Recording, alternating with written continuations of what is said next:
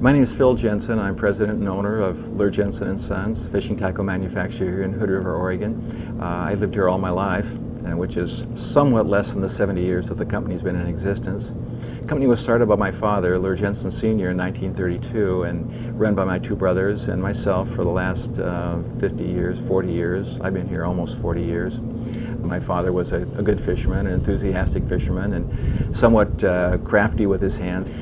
And during the Depression, when he couldn't afford to buy his fishing lures, he made his own, and he and a couple of friends fashioned some dyes and used glass beads and spinners and things that they made, and that business then grew into what you see today, or what we have experienced here today, into a relatively significant company. And we're a significant contributor of employment here to the local community, probably the biggest in this 20,000 people valley at this particular point.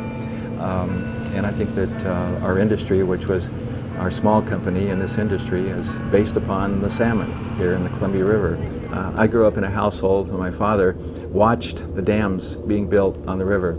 The first dams here at Bonneville in the late 30s, ultimately in Grand Coulee in the 40s, and then on beyond that, McNary and John Day Dam, the Dalles Dam, and others. Those dams on the Snake River, the four lower dams. All told, I'm sure that there are well over 200 dams in the greater Columbia River system. Since the 30s and the 40s, when the dam building began, and for good reasons, we've seen a decline in the amount of habitat, the amount of available habitat.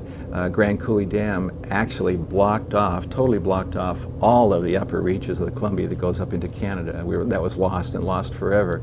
And what we used to call the summer hogs, the fish that were 70 pounds to 90 pounds, those were killed. They're made extinct. Those fish no longer exist. In looking at the river directly behind me, the Greater Columbia River, we're looking at about a mile across. We'll see the White Salmon Bridge, a bridge that goes over the White Salmon River that goes up towards Mount Adams.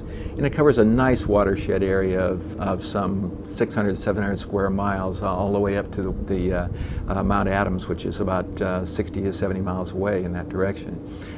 That river was a significant contributor to our salmon and our steelhead population, and that's the river that my father used to fish in so much when he'd tell his stories about the 30 or 40 salmon that he might have caught that afternoon, and he brags about that like all men do about their fishing exploits. But that river was a significant contributor. They put a dam on that some 70 years ago, a small dam for irrigation, and perhaps they might have said flood control, but I don't know that. That dam is scheduled to be taken out. Will that make a significant contribution to the fishery in that area? Perhaps it will. We would hope that it will, but it's you might say, a portent of the future that perhaps we don't need all these dams that we have. The rate we're going now, those salmon and those steelhead will be extinct in a few years, some years down. Do we want the salmon in our future? Do we want them here for our children to catch and to enjoy and to continue to be an icon? If we do, we must make accommodations for that.